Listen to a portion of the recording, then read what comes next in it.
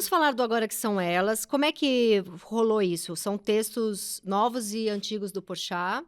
Cara, essa tem uma história interessante nisso. Agora que são elas, essa peça que entrou no segundo ano agora. A gente fez Rio de Janeiro ano passado, estamos em São Paulo. Lotando o teatro, fui ver, dei muita risada. As pessoas adoram, a gente está super feliz. É aquele tipo de peça que você tem, é um oasizinho, que você tem, as pessoas gostam, elas vão, a gente se diverte, a gente sai de lá reenergizado. Você já era amiga das meninas?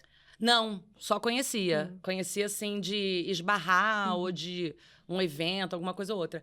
Aí o Fábio me chamou para fazer essa peça. Agora, tem uma história interessante que é o seguinte.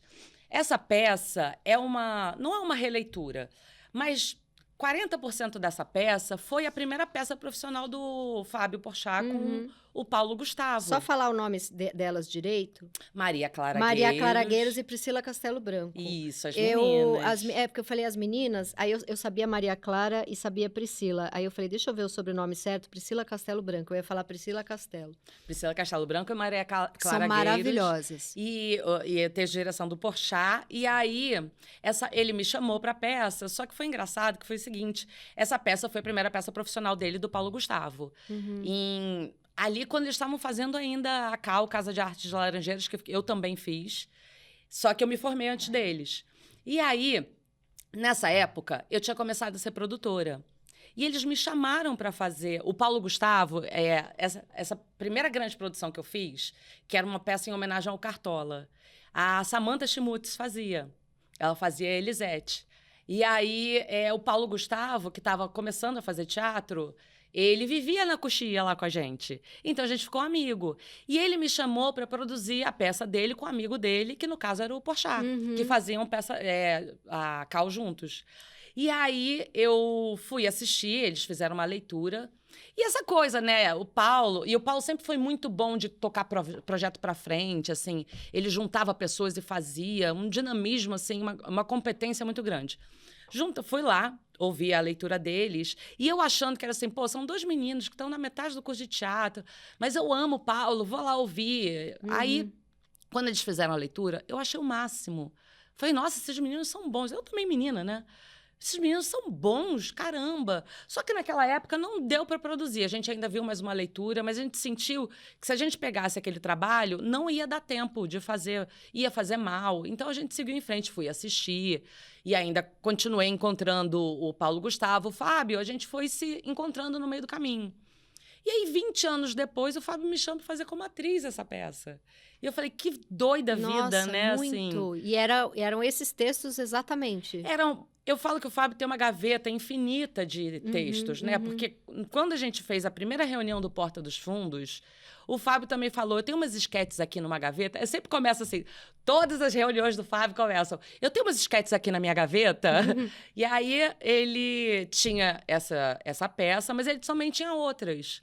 Então, a gente sentou, pegou esses esquetes, viu se alguma precisava trazer, porque 20 anos atrás, então o que não tinha ficado no tempo, o que ainda estava atual. Então, foi todo esse trabalho e deu Agora Que São Elas. Muito legal. Sim. E o LOL, eu dei muita risada. O Gregório, de fato, mostrou o seu pênis torto. Aquilo Menina, é real.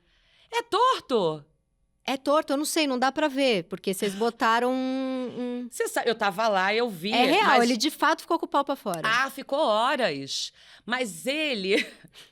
Pra quem não sabe, o LOL é um programa que tá na Amazon, que tem no mundo todo, né? Sim, sim. Tem LOL, Estados Unidos, LOL, Espanha, é um reality que é um sucesso. É interessantíssimo você ver, assim, como é que as comédias, os comediantes ao redor do mundo... E você coloca comediantes numa sala, quem ri, sai.